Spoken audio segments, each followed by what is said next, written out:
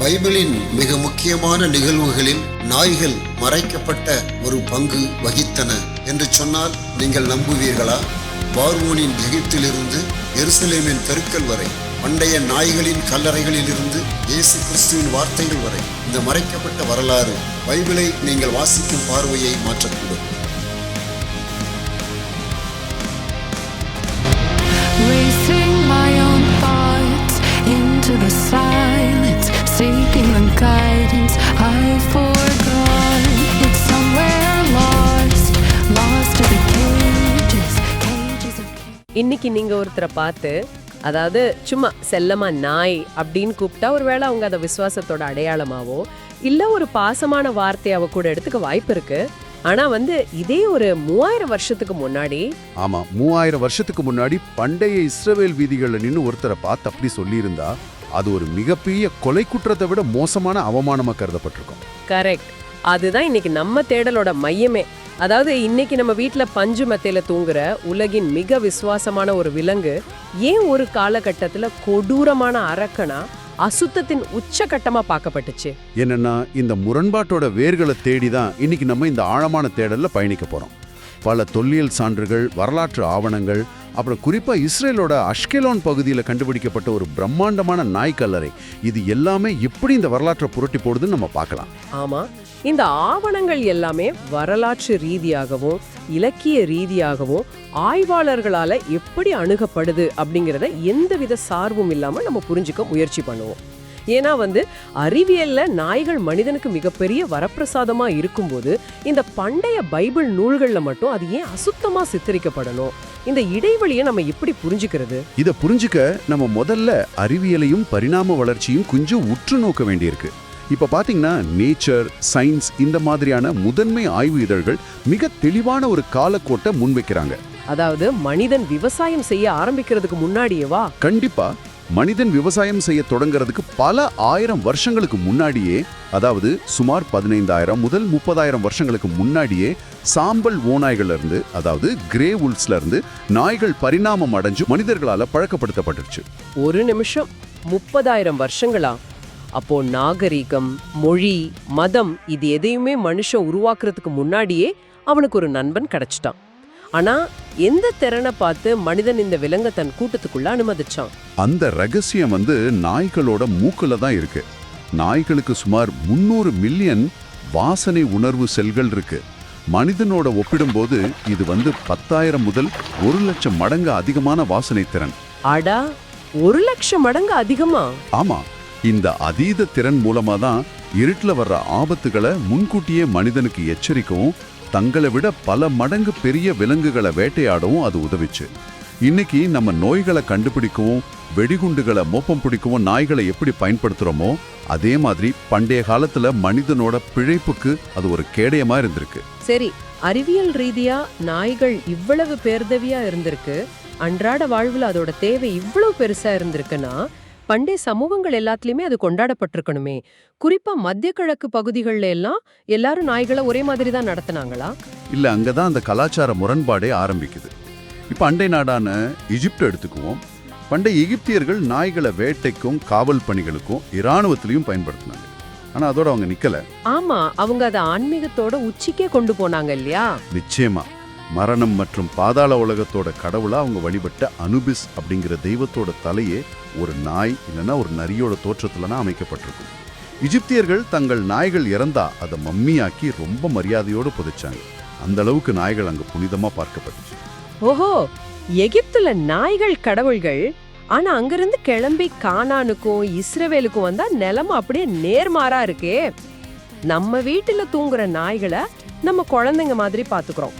ஆனா பண்டைய இஸ்ரவேல் மக்களோட எழுத்துக்கள்ல அது குப்பைகளை மேய்ற, சடலங்களை உண்ணுற ஒரு பயங்கரமான தெரு நாய்களா, அதாவது ஸ்கேவெஞ்சர்ஸா தான் பார்க்கப்பட்டுச்சு. உண்மைதான். இது ஒரு மிக முக்கியமான சமூகவியல் நுட்பம். இஸ்ரவேலர்கள் தங்களை சுற்றியிருந்த எகிப்தியர்கள், கானானியர்கள் கிட்ட இருந்து தங்களுடைய அடையாளத்தை முற்றிலும் தனித்துவமா வச்சுக்க விரும்பினாங்க.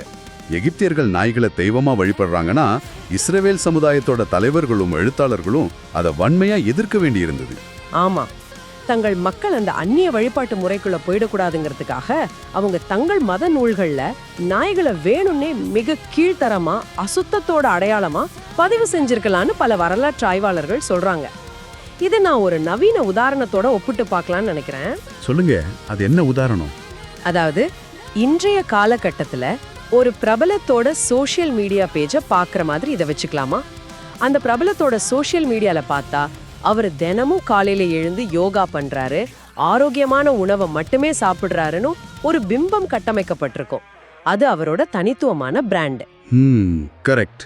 ஆனா ஒரு தொல்பொருள் ஆய்வாளர் அவரோட வீட்டு குப்பை தொட்டியை ஆராய்ஞ்சா அங்க நிறைய பீட்சா அட்டைகளும் சாக்லேட் பேப்பரும் கிடைக்கலாம். ஆக சோஷியல் மீடியா சொல்றது அவங்க கட்டமைக்க விரும்புற அடையாளம், அதான் மத நூல்கள். குப்பை தொட்டி சொல்றது அவங்க நிஜ வாழ்க்கை, அதான் தொல்லியல். அப்படிதானே? மிக சரியான ஒப்பீடு. அவங்க கட்டமைக்க நினைச்ச இந்த பிராண்ட் அல்லது அடையாளம் அப்படிங்கிறது தான் இன்னைக்கு நம்ம படிக்கிற பல பண்டைய பைபிள் நூல்கள். பைபிள்ல நாய்கள் எவ்வளவு மோசமா சித்தரிக்கப்பட்டிருக்குன்னு பார்த்தா இந்த சித்தாந்தம் நமக்கு தெளிவா புரியும். உதாரணமா யாத்ராகமம், அதாவது எக்ஸோடஸ் 22:31 ஒரு சட்டம் வருது. அந்த மாமிசத்தை தூக்கி போடுற சட்டம் தானே? ஆமா, வயல்ல காட்டு விலங்குகளால கிழிக்கப்பட்ட ஒரு மிருகத்தோட மாமிசத்தை மனிதர்கள் சாப்பிடக்கூடாது, அதை நாய்களுக்கு எறியுங்க அப்படின்னு சொல்லப்பட்டிருக்கு. அதாவது மனிதர்கள் சாப்பிட தகுதியற்ற ஒரு கழிவை கொற்ற குப்பை தொட்டியாதான் நாய் பார்க்கப்பட்டிருக்கு. அது ஒரு சக உயிரினம்னோ நண்பன்னோ அங்க எந்த பரிதாபமும் இல்ல. அதே போல 1 சாமுவேல் 17:43 தாவீதுக்கும் கோலியாத்துக்கும் நடக்கிற அந்த புகழ்பெற்ற சண்டையை நினைச்சு பாருங்க. சிறுவனான தாவீது தன் கையில தடியோட வரத பார்த்து மாவீரன் கோலியாத்து கோவப்பட்டு, நான் நாயா, நீ தடியோட எங்கிட்ட வர அப்படின்னு கேட்பான். ஆமா, பண்டைய யூத சமுதாயத்துல ஒருத்தரை பார்த்து நாய் அப்படின்னு சொல்றது அவரோட ஒட்டுமொத்த வீரத்தையும் சமூக அந்தஸ்தையும் சிதைக்கிற ஒரு வசம வார்த்தையா பயன்படுத்தப்பட்டிருக்கு. மோசமான ஒரு நிகழ்வு எசபேல் கதையில வருது. 2 ராஜாக்கள் 9வது அதிகாரத்துல அவளோட மரணம் விவரிக்கப்படுது. அவன் மாடியிலிருந்து தள்ளிவிடப்பட்டு இறக்குறா. ஆனா அவளோட உடலை நாய்கள் தின்னுடுது. அந்த காலத்துல ஒருவர் முறையா அடக்கம் செய்யப்படாம விலங்குகளுக்கு இரையாகிறதுங்கிறது சாதாரண விபத்து இல்ல. அது தேவனுடைய கொடூரமான நியாய தீர்ப்போட அடையாளம்னு அவங்க நம்பினாங்க. நாய்கள் அந்த தேவ கோபத்தோட கருவிகளா பார்க்கப்பட்டுச்சு. நிச்சயமா. இது தவிர தாவீது சங்கீதம் 22ல நாய்கள் என்னை சூழ்ந்திருக்கின்றன அப்படின்னு பாடுறாரு. அங்க அவரு உண்மையான நாய்களை பத்தி பேசல, தன்னை அழிக்க துடிக்கிற கொடூரமான எதிரிகளா அவர் நாய்களுக்கு ஒப்பிடுறாரு. நீதிமொழிகள் 26:11 நாய் தன் வாந்தியை மீண்டும் சாப்பிடும்னு ஒரு அருவருப்பான ஒப்பீடு வருது. அதே புதிய ஏற்பாட்டிலையும் 2 பேதுரு 2:22 மேற்கோள் காட்டுறாங்க இல்லையா? ஆமா, பிலிப்பியர் 3:2 பவுல் பொய்யான போதகர்களை நாய்கள் அப்படின்னு கடுமையா விமர்சிக்கிறாரு. வெளிப்படுத்தல் 22:15 தேவனுக்கு எதிராக வாழ்றவங்க நாய்களா வெளியே இருப்பாங்கன்னு சொல்லப்படுது. ஆனா ஒரு நிமிஷம் இருங்க, தாவீது அப்படி சொல்றாருன்னா அவர் உண்மையிலேயே வீதியில போற ஒரு நாயை பார்த்து பயந்தாரா, இல்ல அது வெறும் கவிதை நடையா? ஏன்னா இத்தனை இடங்கள்லயும் நாய் அப்படிங்கறது ஒரு விலங்குங்கிறத தாண்டி ஏதோ ஒரு ஆன்மீக வீழ்ச்சியோட அடையாளமாவே பயன்படுத்தப்பட்டிருக்க போல தெரியுதே. அதுலதான் சூட்சமமே இருக்கு. அலெக்சாண்ட்ரியாவின் பிலோ அப்படிங்கிற புகழ்பெற்ற தத்துவ ஞானி இதை மிக ஆழமா விளக்குறாரு. அவரு கிரேக்க தத்துவத்தையும் யூத சிந்தனைகளையும் இணைச்சு நாய்களை மனிதனோட கீழ்த்தரமான ஆசைகளுக்கும் கட்டுப்பாடற்ற இச்சைகளுக்கும் ஒரு உருவகமாவே பாக்குறாரு. ஓ, ஒரு மெட்டஃபரா பயன்படுத்துறாங்க. ஆமா, ஒரு மனிதன் தன் பகுத்தறிவை இழந்து வெறும் பசிக்காகவும் இச்சைக்காகவும் அலைஞ்சா அவன் ஒரு நாய்க்கு சமம் அப்படிங்கிறது தான் அவங்களுடைய அன்றைய தத்துவ பார்வை. ஆக இலக்கியங்கள்ல நாய்கள் அப்படிங்கிறது மனிதனோட இருண்ட பக்கத்தை குறிக்கிற ஒரு குறியீடு மட்டும்தான். சரி, நம்ம இப்போ அந்த சோஷியல் மீடியா பிம்பத்தை பார்த்துட்டோம். பண்டைய இஸ்ரவேலோட நூல்கள் நாய்களை முற்றிலுமா வெறுத்துச்சுன்னு ஒரு முடிவுக்கு வர்றது சுலபமா தெரியுது. ஆனா நான் இந்த நூல்களை படிக்கும்போது இந்த இருண்ட சித்திரத்துக்குள்ள சில வெளிச்சமான குறிப்புகளும் இருக்கிறத கவனிச்சேன். அப்படியா? எந்த மாதிரி குறிப்புகள்? அதாவது ஒரு சமூகத்துல இருக்கிற எல்லாரும் நாய்களை வெறுத்தாங்கன்னா எந்த இடத்துலயுமே நாய் பத்தின ஒரு பாசிட்டிவ் குறிப்பு வந்திருக்க கூடாதே. ஆனா பைபிள்ல நாய்களை பத்தின முதல் குறிப்பே ஒரு பாசிட்டிவ் விஷயத்துலதான் தொடங்குது. ஓ, நீங்க யாத்ராகமம் 11:7 குறிப்பிடுறீங்கன்னு நினைக்கிறேன். இருந்து தப்பிச்சு வெளியேற அந்த பயங்கரமான இரவு, எங்கும் குழப்பம், அழுகுரல் கேக்குது. ஒரு மாபெரும் மக்கள் கூட்டம் இரவோடு இரவா இடம்பெயருது. ஆனா இஸ்ரவேலருக்கு எதிராக ஒரு நாய் கூட குறைக்காது அப்படின்னு ஒரு வசனம் வருது. நாய் எப்பவுமே தீமையோட அடையாளம்னா இந்த இடத்துல அது எப்படி பாதுகாப்போட அடையாளமா மாறுச்சு? இது ரொம்ப முக்கியமான முரண்பாடு. யூதர்களோட பழமையான விளக்க நூலான மிட்ராஷ் இதை வெறும் தற்செயலான ஒரு அமைதின்னு சொல்லல, இதை ஒரு மிகப்பெரிய அற்புதமாவே பாக்குது. பொதுவா நாய்கள் அப்பரிச்சர்களை பார்த்தா குறைக்கும். ஆனா அந்த மாபெரும் இடப்பெயர்ச்சியின் போது நாய்கள் குறைக்காம அமைதியா இருந்தது தேவனுடைய முழுமையான பாதுகாப்பை குறிக்குதுன்னு அவங்க விளக்குறாங்க. நாய்ங்கிற விலங்கு தேவனுடைய கட்டளைக்கு கீழ்ப்படிஞ்சு அந்த இரவுல அமைதி காத்துச்சு அப்படிங்கிறது ஒரு மிகப்பெரிய அங்கீகாரம் தானே. அது மட்டும் இல்ல, ஏசாயா 56ல ஆன்மீக தலைவர்களை விமர்சிக்க தூங்கும் காவல் நாய்கள் அப்படின்னு ஒரு குறிப்பு வருது. ஆமா, தமிழர்கள் தங்கள் கடமையை செய்யாம தூங்குறாங்க அப்படிங்கிறது அதோட நேரடி அர்த்தம். ஆனா அதோட பின்னணியை யோசிச்சு பாருங்க. ஒரு சமூகத்துல காட் டாக்ஸ், அதாவது காவல் நாய்கள் அப்படிங்கிற ஒரு கருத்தாக்கம் இருக்குன்னா அவங்க தங்கள் வீடுகளையும் மந்தைகளையும் பாதுகாக்க நாய்களா வளர்த்திருக்காங்கன்னு தானே அர்த்தம். நிச்சயமா. புதிய ஏற்பாட்டுக்கு வரும்போது இந்த பார்வை இன்னும் விரிவடையுது. லூக்கா 16ல இயேசு சொல்ற லாசரோட கதையை எடுத்துக்குங்க. லாசரு உடல் முழுக்க புண்களோட யாரோட ஆதரவும் இல்லாம வழியில கிடக்குறான். செல்வந்தா அவனுக்கு உதவ மறுக்கிறான். மனிதர்கள் அவனை கைவிட்ட நிலையில தெருவுல சுத்துற நாய்கள் தான் வந்து அவனோட புண்களை நக்குது. கரெக்ட். பல நூற்றாண்டுகளா நாய்கள் சடலங்களை தின்ற அருவருப்பான விலங்கா பார்க்கப்பட்ட நிலையில பல இறையியலாளர்கள் இந்த காட்சியை ஒரு மாறுபட்ட கோணத்துல அணுகுறாங்க. மனிதர்கள் காட்டாத பரிதாபத்தை அந்த தெருநாய்கள் லாசருவுக்கு ஒரு வகையான ஆறுதலை காட்டுச்சுன்னு அவங்க விளக்குறாங்க. இதை விட ஆழமான விஷயமோ மத்தேயு 15ல வர இயேசுவுக்கும் அந்த சீரோப்பை நீக்கிய பெண்ணுக்கும் இடையிலான உரையாடல் தான். ஒரு வெளிநாட்டு பெண் இயேசுவிடம் உதவி கேட்கிறா. அதுக்கு அவரு குழந்தைகளின் அப்பத்தை எடுத்து நாய்களுக்கு போடுவது நல்லதல்ல அப்படின்னு சொல்றாரு. பாக்குறதுக்கு இது ரொம்ப கடுமையான அவமதிப்பு மாதிரி தெரியும். கோலியாத் பயன்படுத்தின அதே வசவு வார்த்தையை தான் அவரும் பயன்படுத்துறாரோன்னு தோணும். ஆமா, மேலோட்டமா பார்த்தா அப்படிதான் தோணுது. ஆனா இல்ல, இங்க நம்ம கிரீக்க மூல மொழியை கவனிக்கணும். அங்க இயேசு பயன்படுத்தின வார்த்தை குனாரியன். அதுக்கு சிறிய வீட்டு நாய், அதாவது லிட்டில் பெட் டாக்னு அர்த்தம். தெருவுல சடலங்களை உண்ற கொடூரமான நாய்களை குறிக்கிற வார்த்தை அது இல்ல. அட அப்படியா? உடனே அந்த பெண்ணும் கோவப்படாம, உண்மைதான் ஆண்டவரே, ஆனா நாய்களும் மேஜையில இருந்து விழும் துணுக்குகளை சாப்பிடுமேன்னு ரொம்ப புத்திசாலித்தனமா பதில் சொல்றா. எக்ஸாக்ட்லி. ஆக இந்த உரையாடலோட பின்னணி என்னன்னா, வீடுகளுக்குள்ள நாய்கள் செல்லப்பிராணிகளா இருந்திருக்கு. ஒரு குடும்பம் சாப்பிடும்போது அந்த மேஜைக்கு கீழே குழந்தைங்க விளையாடிட்டு இருக்க, பக்கத்திலேயே உணவுக்காக காத்துட்டு இருக்க ஒரு குட்டி நாயும் இருந்திருக்கு. இந்த அன்றாட காட்சியை வச்சுதான் அவங்க பேசிக்கிறாங்க. அப்போ முதல் நூற்றாண்டுல வீடுகளுக்குள்ள நாய்கள் செல்லப்பிராணிகளா இருந்துச்சுங்கிறது உறுதியாகுதா? ஆமா, வரலாற்று பின்னணியில இதை புரிஞ்சுக்க யூத சட்ட நூல்கள் நமக்கு உதவுது. மிஷ்னா மற்றும் பாபிலோனிய தல்முத், குறிப்பா பாவா கம்மா அப்படிங்கிற பகுதியில நாய்களை பத்தின சட்டங்கள் வருது. அந்த நூல்கள் வீடுகள்ல நாய்களை வளர்க்க அனுமதி தருது. ஆனா கடிக்கும் அல்லது ஆபத்தான நாய்களை கண்டிப்பா சங்கிலியால கட்டி வைக்கணும்னு கடுமையான சட்டம் சொல்லுது. ஓஹோ, இதுல இருந்து நமக்கு என்ன புரியுதுன்னா, மக்கள் கிட்ட வீடுகளை காக்கிற நாய்களும் இருந்துச்சு, வீதிக்கு வந்தா திருநாய்களும் இருந்துச்சு. முதல் நூற்றாண்டு எருசலேமை பத்தி எழுதின வரலாற்றாசிரியர் ஜோசபஸ் சொல்றதும் இததான் பிரதிபலிக்குது. கரெக்ட். ஆக எழுத்துப்பூர்வமான ஆவணங்கள் பெரும்பாலும் நாய்களை ஒரு ஆன்மீக குறியீடா, ஒரு நெகட்டிவ் பிம்பமா தான் பார்த்துச்சு. ஆனா அன்றாட வாழ்வுல மக்கள் நாய்களை பாதுகாப்பிற்காகவும் சில நேரங்கள்ல செல்லப்பிராணிகளாகவும் வளர்த்திருக்காங்க. இருந்தாலும் இது எல்லாமே எழுத்துக்கள் சொல்ற கதை தான். தொல்லியல், அதாவது மண்ணுக்குள்ள புதைஞ்சிருக்கிற உண்மை என்ன சொல்லுது? நீங்க ஆரம்பத்துல சொன்ன அந்த சமூக வலைத்தள பிம்பம் சரிதான், ஆனா நிஜ வாழ்க்கைய காட்டுற அந்த குப்பை தொட்டியை திறந்தா என்ன கிடைச்சது? அந்த குப்பை தொட்டி அல்லது தொல்லியல் சான்றுதான் உலகையே திரும்பி பார்க்க வச்ச அஷ்கலோன் அகழாய்வு. 1980களில் இஸ்ரேலோட மத்திய தரைக்கடல் கடற்கரையில் அமைஞ்சிருக்க அஷ்கலோன் நகர்ல தொல்லியல் ஆய்வாளர்கள் தோண்ட ஆரம்பிச்சாங்க. அங்க அவங்க கண்டுபிடிச்சது ரொம்ப சாதாரண விஷயம் இல்ல. என்ன கண்டுபிடிச்சாங்க? கிமு 5ஆம் நூற்றாண்டைச் சேர்ந்த 1000க்கும் மேற்பட்ட நாய் எலும்புக்கூடுகளை அவங்க அங்க கண்டுபிடிச்சாங்க. உலக வரலாற்றிலே இதுதான் மிகப்பெரிய நாய் கல்லறை, அதாவது லார்ஜஸ்ட் டாக் சிமெட்ரி. 1000 நாய்களா? ஒரு நிமிஷம், இத கொஞ்சம் கற்பனை செஞ்சு பாருங்க. ஒரு விலங்கு மிக அசுத்தமானது, அருவருப்பானதுன்னு ஒரு சமூகம் நினைக்குதுன்னா, இறந்த பிறகு அந்த விலங்கு அப்படியே குப்பையில வீசியிருப்பாங்க, இல்ல எரிச்சிருப்பாங்க. எதுக்காக இவ்வளவு சிரமப்பட்டு 1000 நாய்களை குழி தோண்டி புதைக்கணும்? அந்த அகழாய்வுல அப்படி என்ன சிறப்பு இருந்துச்சு? லாரன்ஸ் ஸ்டேஜர் அப்புறம் பவுலா வாப்னிஷ் போன்ற தொல்லியல் ஆய்வாளர்கள் அந்த எலும்புக்கூடுகளை ஆராய்ஞ்சப்போ பல ஆச்சரியமான உண்மைகள் வெளியாச்சு. அந்த நாய்கள் சும்மா தூக்கி எறியப்படல.